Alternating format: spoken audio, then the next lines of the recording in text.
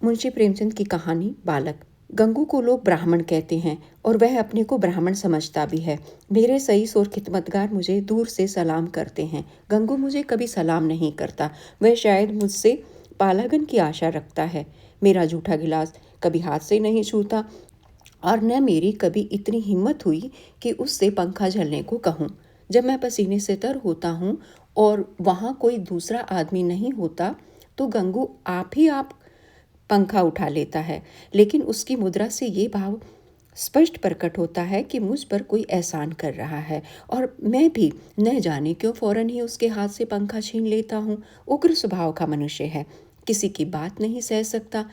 ऐसे बहुत कम आदमी होंगे जिनसे उसकी मित्रता हो, पर सईस और खिदमतगार के साथ बैठना शायद वह अपमानजनक समझता है। मैंने उसे किसी से मिलते जुलते नहीं देखा। आश्चर्य यह है कि उसे भंग बूटी से प्रेम नहीं, जो इस श्रेणी के लोगों में एक असाधारण गुण है।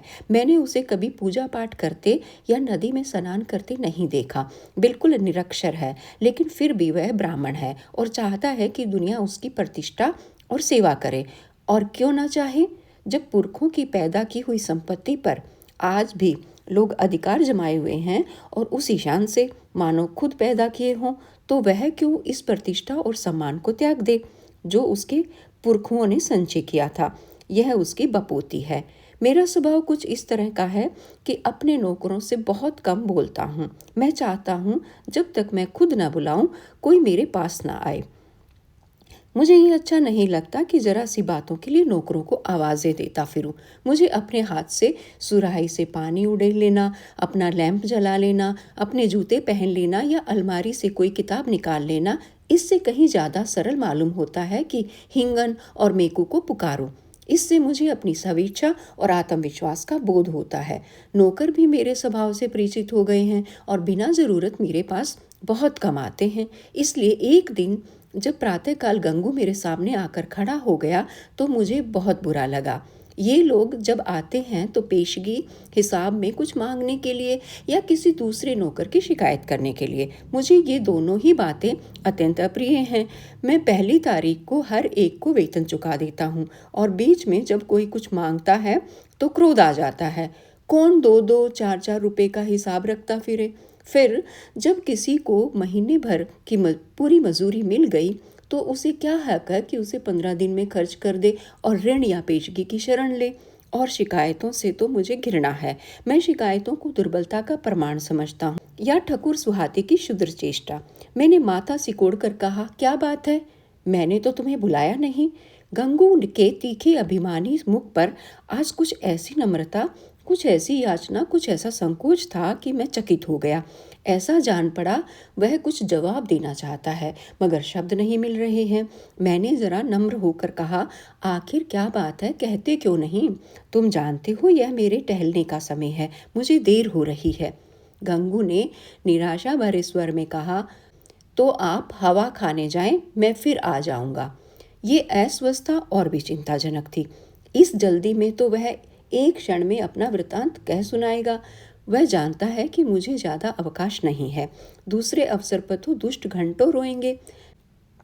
मेरे कुछ लिखने पढ़ने को तो वह शायद कुछ काम समझता हो, लेकिन विचार को, जो मेरे लिए सबसे कठिन साधना है, वह मेरे विश्राम का समय समझता है। वह उसी वक्त आकर मेरे सिर पर सवार हो जाएगा। मैंने निर्दयता के साथ कहा, क्या कुछ पेशगी मांगने आए हो? मैं पेशगी नहीं देता। जी नहीं सरकार, मैंने तो कभी पेशगी नहीं मांगा। तो क्या किसी की शिकायत करना चाहते हो? मुझे शिकायतों से घृणा है। जी नहीं सरकार, मैंने तो कभी किसी की शिकायत नहीं की। गंगू ने अपना दिल मजबूत किया। उसकी आकृति से स्पष्ट झलक रहा था मानो वह कोई छलांग मारने के लिए अपनी सारी शक्तियों को एकत्रित कर रहा हो और लड़खड़ाती हुई आवाज में बोला, मुझे आप छुट्टी दे दें, मैं आपकी नौकरी अब न कर सकूंगा।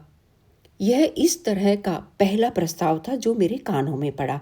मेरे आत्म अभिमान को चोट लगी। मैं जब अपने को मनुष्यता का पुतला समझता हूँ, अपने नौकरों को कभी कटु वचन नहीं कहता, अपने स्वामित्व को यथासाध्य म्यान में रखने की चेष्टा करता हूँ, तब मैं इस प्रस्ताव पर क्यों न विस्मित हो जाता। कठोर स्वर में बोला, क्यों, क्या शिकायत है? आपने तो हुजूर जैसा अच्छा स्वभाव पाया है वैसा क्या कोई पाएगा, लेकिन बात ऐसी आ पड़ी है कि अब मैं आपके यहाँ नहीं रह सकता। ऐसा ना हो कि पीछे से कोई बात हो जाए तो आपकी बदनामी हो। मैं नहीं चाहता कि मेरी वजह से आपकी आबरू में बट्टा लगे। मेरे दिल में उलझन पैदा हुई, जिज्ञासा की अग्नि प्रचंड हो गई। आत्मसमर्पण के भाव से बरामदे में पड़ी हुई कुर्सी पर बैठकर बोला, तुम तो पहेलियां बुझवा रहे हो, साफ साफ क्यों नहीं कहते, क्या मामला है? गंगू ने बड़ी नम्रता से कहा, बात यह है कि वह स्त्री जो अभी विधवा आश्रम से निकाल दी गई है, वह गोमती देवी। वह चुप हो गया। मैंने अधीर होकर कहा, हाँ निकाल दी गई है, तो फिर तुम्हारी नौकरी से उससे क्या संबंध? गंगू ने जैसे अपने सिर का भारी बोझ जमीन पर पटक दिया। मैं उससे ब्याह करना चाहता हूँ बाबूजी। मैं विस्मय से उसका मुंह ताकने लगा। ये पुराने विचारों का पोंगा ब्राह्मण, जिसे नई सभ्यता की हवा तक न लगी, उस उल्टा से विवाह करने जा रहा है जिसे कोई भला आदमी अपने घर में कदम भी न रखने देगा। गोमती ने मोहल्ले के शांत वातावरण में थोड़ी सी हलचल पैदा कर दी। कई साल पहले वह विधवा आश्रम में आई थी। 3 बार आश्रम के कर्मचारियों ने उसका विवाह करा दिया था, पर हर बार वह महीने 15 दिन के बाद भाग आई थी। यहाँ तक कि आश्रम के मंत्री ने अब की बार उसे आश्रम से निकाल दिया था। तब से वह इसी मोहल्ले में एक कोठरी लेकर रहती थी। सारे मोहल्ले के शोहदों के लिए मनोरंजन का केंद्र बनी हुई थी। मुझे गंगू की सरलता पर क्रोध भी आया और दया भी।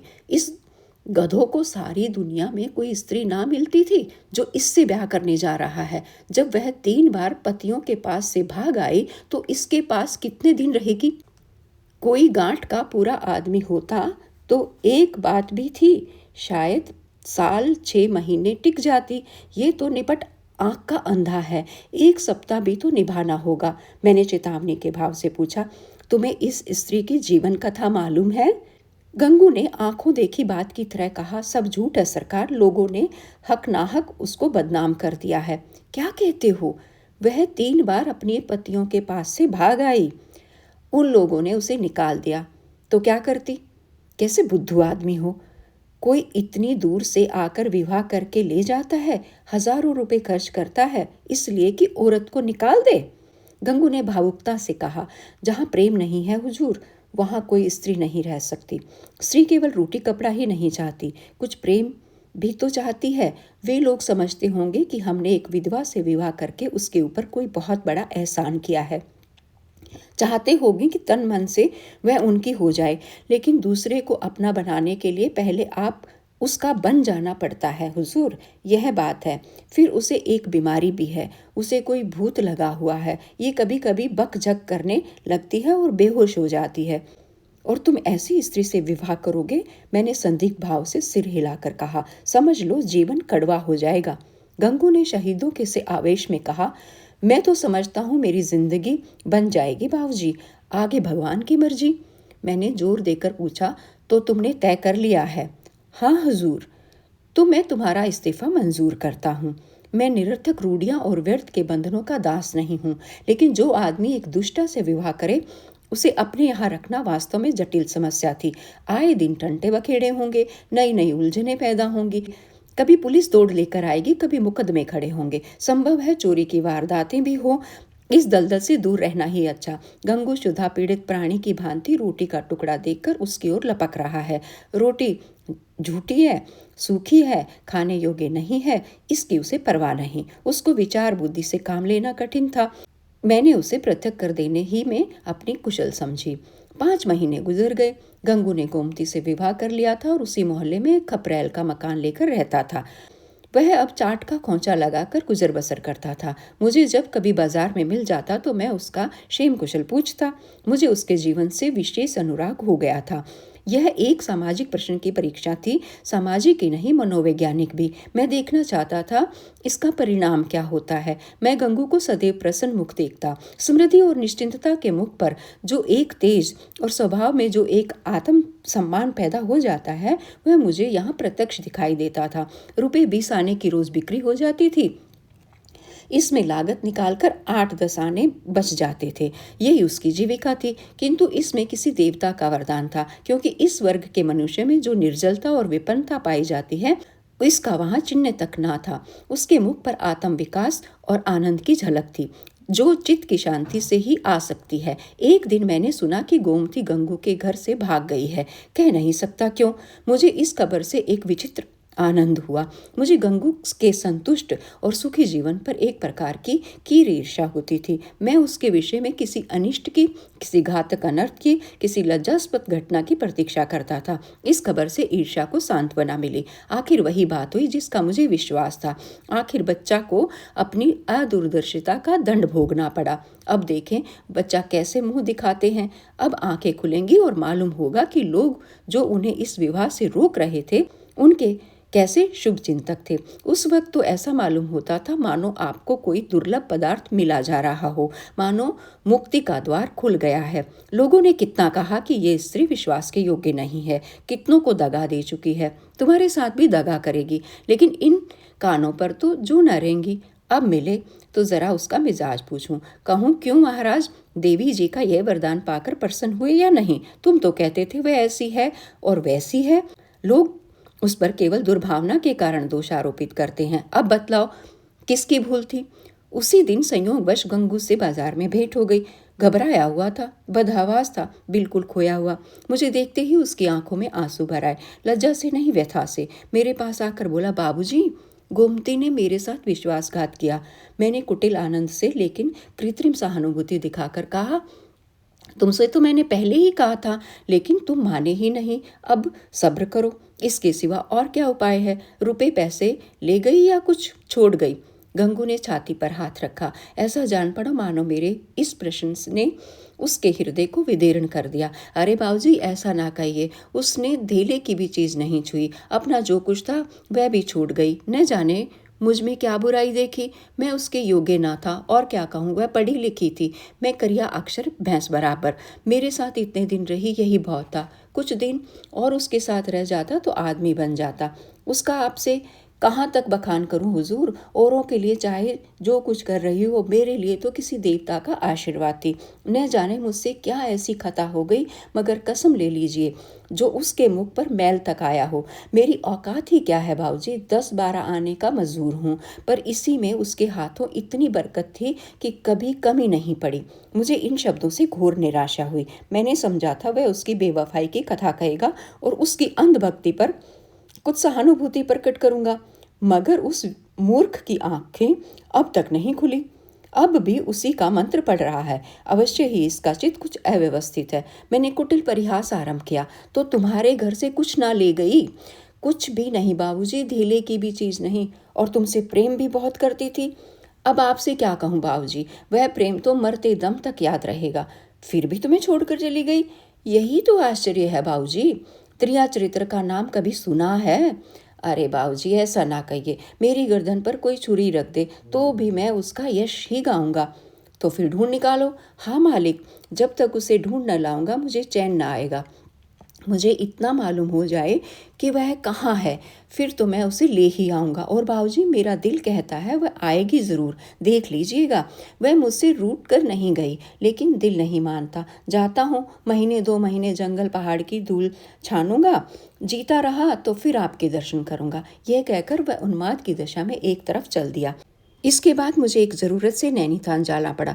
सैर करने के लिए नहीं, 1 महीने के बाद लौटा, और अभी कपड़े भी न उतारने पाया था कि देखता हूँ गंगू एक नवजात शिशु को गोद में लिए खड़ा है। शायद कृष्ण को पाकर नंद भी इतने पुलकित न हुए होंगे। मालूम होता था उसके रोम रोम से आनंद फूटा पड़ता है। चेहरे और आंखों से कृतज्ञता और श्रद्धा के राग से निकल रहे थे। कुछ वही भाव था जो किसी क्षुधा पीड़ित भिक्षुक के चेहरे पर भरपेट भोजन करने के बाद नजर आता है। मैंने पूछा, कहो महाराज, गोमती देवी का कुछ पता लगा? तुम तो बाहर गए थे। गंगू ने आपे में न समाते हुए जवाब दिया, हाँ बाबूजी, आपके आशीर्वाद से ढूंढ लाया। लखनऊ के जनाने अस्पताल में मिली। यहाँ एक सहेली से कह गई थी कि अगर वह बहुत घबराए तो बतला देना। मैं सुनते ही लखनऊ भागा और उसे घसीट लाया। घाते में ये बच्चा भी मिल गया। उसने बच्चे को उठाकर मेरी तरफ बढ़ाया, मानो कोई खिलाड़ी तमगा पाकर दिखा रहा हो। मैंने उपहास के भाव से पूछा, अच्छा, ये लड़का भी मिल गया? शायद इसलिए वह यहाँ से भागी थी। है तो तुम्हारा ही लड़का। मेरा काहे को है बाबूजी, आपका है, भगवान का है। तू लखनऊ में पैदा हुआ? हाँ बाबूजी।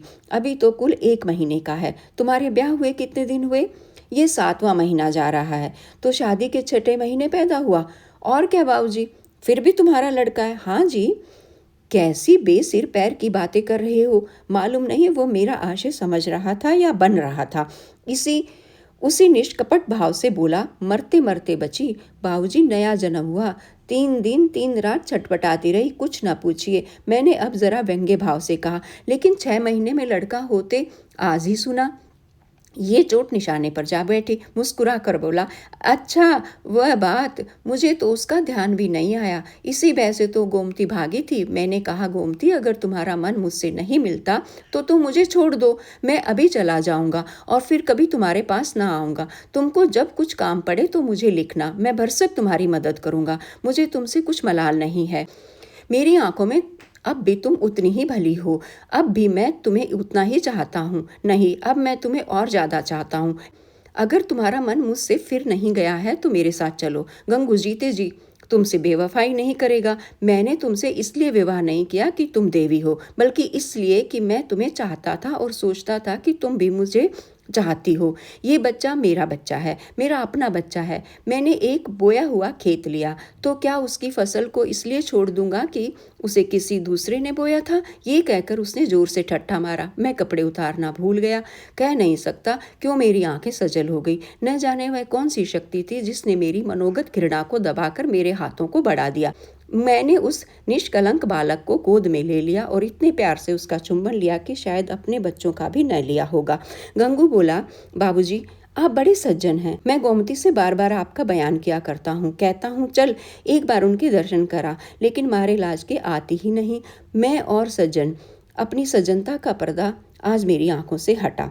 मैंने भक्ति से डूबे हुए स्वर में कहा, नहीं जी, मेरे जैसे कलुषित मनुष्य के पास वह क्या आएगी। चलो मैं उनके दर्शन करने चलता हूँ।